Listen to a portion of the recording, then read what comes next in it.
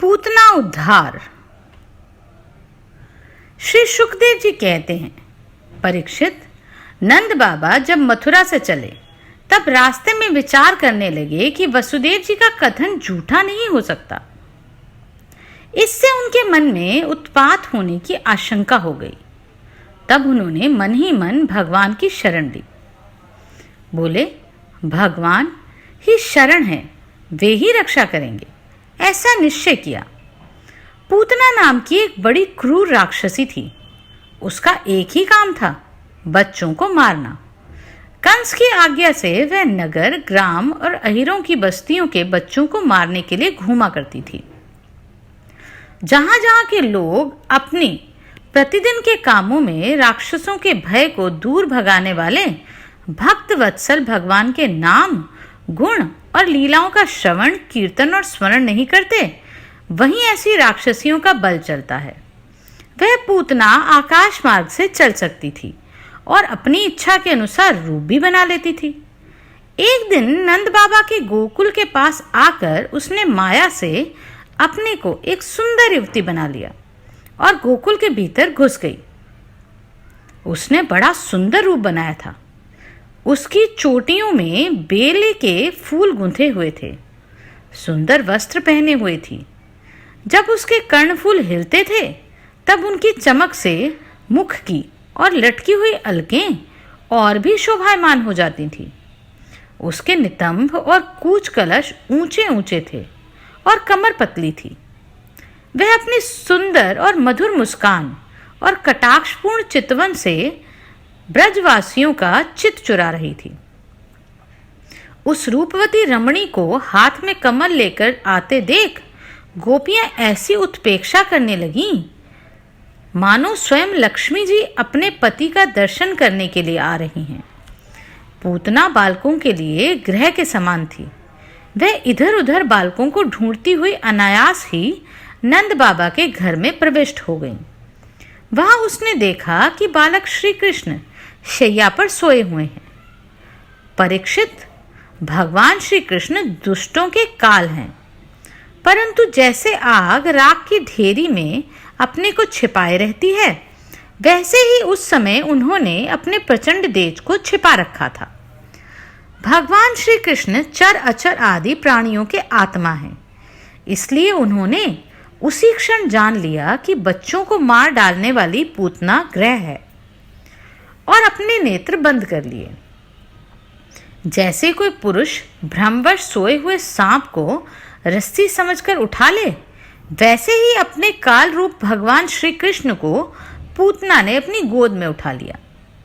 मखमली मयान के भीतर छिपी हुई तीखी धार वाली तलवार के समान पूतना का हृदय तो बड़ा कुटिल था, किंतु ऊपर से वह बहुत मधुर और सुंदर व्यवहार कर रही थी। देखने में वह एक भद्र महिला के समान जान पड़ती थी।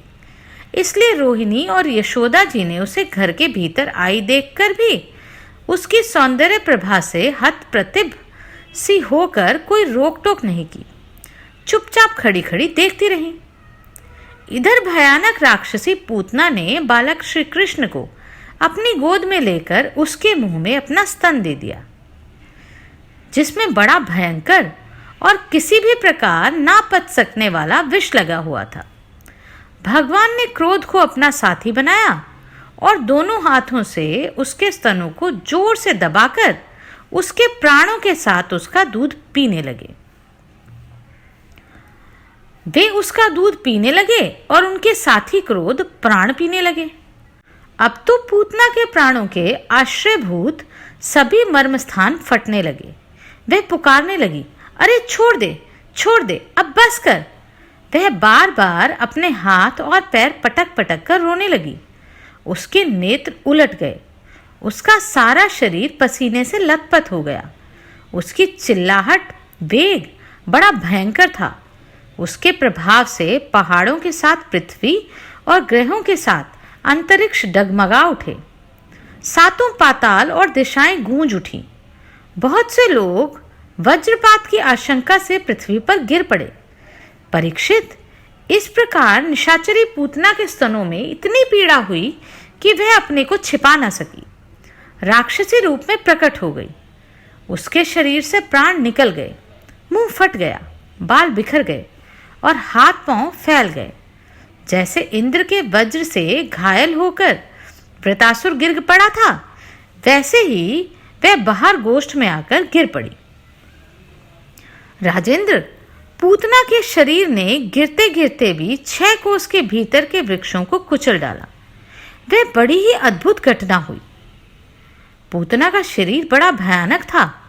उसका मुख हल के समान तीखे और भयंकर दाढ़ों से युक्त था। उसके नथुने पहाड़ की गुफा के समान गहरे थे और स्तन पहाड़ से गिरी हुई चट्टानों की तरह बड़े बड़े थे। लाल लाल बाल चारों ओर बिखरे हुए थे। आंखें अंधे कुएं के समान गहरी, नितंब नदी के करार की तरह भयंकर, भुजाएं, जांघें और पैर नदी के पुल के समान तथा पेट सूखे हुए सरोवर की भांति जान पड़ता था। पूतना के शरीर को देखकर सब के सब ग्वाल और गोपी डर गए। उसकी भयंकर चिल्लाहट सुनकर उनके हृदय, कान और सिर तो पहले ही फट से रहे थे। जब गोपियों ने देखा कि बालक श्री कृष्ण उसकी छाती पर निर्भय होकर खेल रहे हैं, तब वे बड़ी घबराहट और उतावली के साथ झटपट वहां पहुंच गई और श्री कृष्ण को उठा लिया। इसके बाद यशोदा और रोहिणी के साथ गोपियों ने गाय की पूंछ घुमाने आदि उपायों से बालक श्री कृष्ण के अंगों की सब प्रकार से रक्षा की। उन्होंने पहले बालक श्री कृष्ण को गौमूत्र से स्नान कराया, फिर सब अंगों में गौरज लगाई और फिर 12 अंगों में गोबर लगाकर भगवान केशव आदि नामों से रक्षा की। इसके बाद गोपियों ने आचमन करके अज आदि 11 बीज मंत्रों से अपने शरीर में अलग अलग अंग न्यास एवं कर न्यास किया और फिर बालक के अंगों में बीज न्यास किया। वे कहने लगी, अजन्मा भगवान तेरे पैरों की रक्षा करें, मणिमान घुटनों की, यज्ञ पुरुष जांघों की, अच्युत कमर की, हयग्रीव पेट की, केशव हृदय की, ईश वक्षस्थल की, सूर्यकंठ की, विष्णु बाहों की, उरुक्रम मुख की और ईश्वर सिर की रक्षा करें। चक्रधर भगवान रक्षा के लिए तेरे आगे रहें, गदाधरी श्रीहरि पीछे। क्रमशः धनुष और खड़ग धारण करने वाले भगवान मधुसूदन और अंजन दोनों बगल में, शंखधारी उरुगाय चारों कोनों में, उपेंद्र ऊपर, हलधर पृथ्वी पर और भगवान परम पुरुष तेरे सब ओर रक्षा के लिए रहें। ऋषिकेश भगवान इंद्रियों की और नारायण प्राणों की रक्षा करें। श्वेतद्वीप के अधिपति चित्त की और योगेश्वर मन की रक्षा करें। प्रश्नी गर्भ तेरी बुद्धि की और परमात्मा भगवान तेरे अहंकार की रक्षा करें।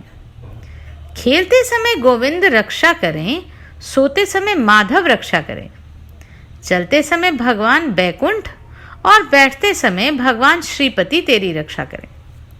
भोजन के समय समस्त ग्रहों को भयभीत करने वाले यज्ञ भोक्ता भगवान तेरी रक्षा करें।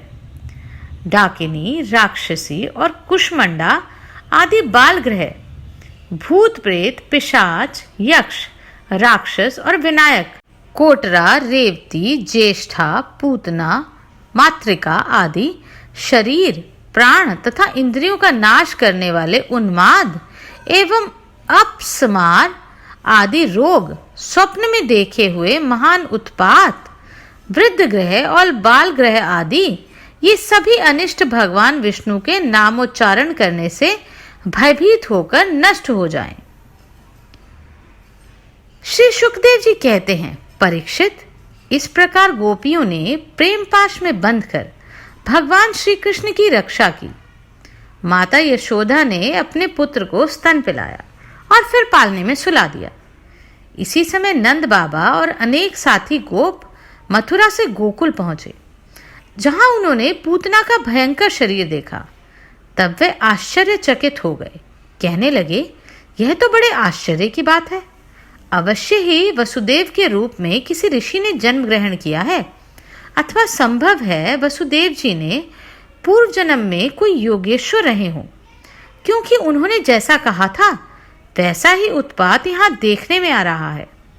तब तक ब्रजवासियों ने कुल्हाड़ी से पूतना के शरीर को टुकड़े टुकड़े कर डाला और गोकुल से दूर ले जाकर लकड़ियों पर रखकर जला दिया। जब उसका शरीर जलने लगा तब उसमें से ऐसा धुआं निकला जिसमें अगर की सुगंध आ रही थी। क्यों ना हो, भगवान ने जो उसका दूध पी लिया था, जिससे उसके सारे पाप तत्काल ही नष्ट हो गए थे। पूतना एक राक्षसी थी, लोगों के बच्चों को मार डालना और उनका खून पी लेना, यही उसका काम था। भगवान को भी उसने मार डालने की इच्छा से ही स्तन पिलाया था। फिर भी उसे यह परम गति मिली जो सत्पुरुषों को मिलती है। ऐसी स्थिति में जो परब्रह्म परमात्मा भगवान श्री कृष्ण को श्रद्धा और भक्ति से माता के समान अनुराग पूर्वक अपनी प्रिय से प्रिय वस्तु और उनके प्रिय लगने वाली वस्तु समर्पित करते हैं, उनके संबंध में तो कहना ही क्या। भगवान के चरण कमल सबके वंदनीय, ब्रह्मा शंकर आदि देवताओं के द्वारा भी वंदित हैं। वे भक्तों के हृदय की पूंजी हैं। उन्हीं चरणों से भगवान ने पूतना के शरीर दबाकर उसका स्तनपान किया था।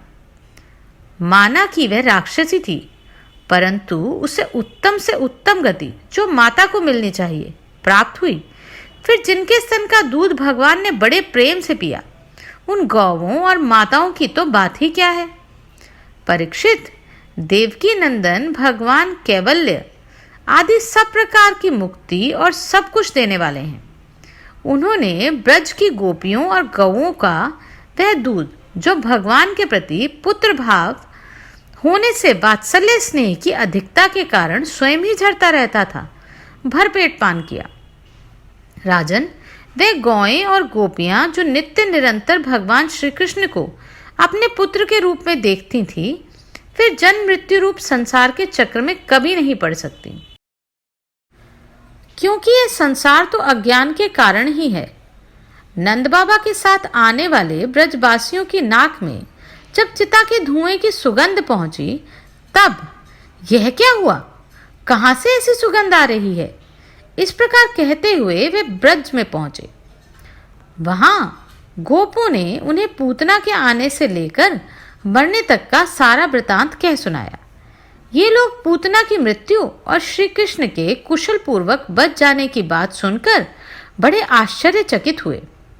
परीक्षित, उदार शिरोमणि नंद बाबा ने मृत्यु के मुख से बचे हुए अपने लाला को गोद में उठा लिया और बार बार उसका सिर सूंघकर मन ही मन बहुत आनंदित हुए। यह पूतना मोक्ष भगवान श्री कृष्ण की अद्भुत बाल लीला है। जो मनुष्य श्रद्धा पूर्वक इसका श्रवण करते हैं, उसे भगवान श्री कृष्ण की प्रति प्रेम प्राप्त होता है। क्या आप जानते हैं, पूर्व जन्म में पूतना राजा बलि की कन्या थी, रत्नमाला। यज्ञशाला में वामन भगवान को देखकर उसके हृदय में पुत्र स्नेह का भाव उदय हो आया। वह मन ही मन अभिलाषा करने लगी कि यदि मुझे ऐसा बालक हो तो मैं उसे स्तन पिलाऊं तो मुझे बड़ी प्रसन्नता होगी। वामन भगवान ने अपने भक्त बलि की पुत्री के मनोरथ का मन ही मन अनुमोदन किया, किंतु पिता का सारा साम्राज्य छिन जाने के कारण उनके मन में भगवान विष्णु के प्रति जो क्रोध आया, उसी के कारण वह पूतना के रूप में इस जन्म में अवतरित हुई। वही द्वापर में पूतना हुई और श्री कृष्ण के स्पर्श से उनकी लालसा पूर्ण हुई।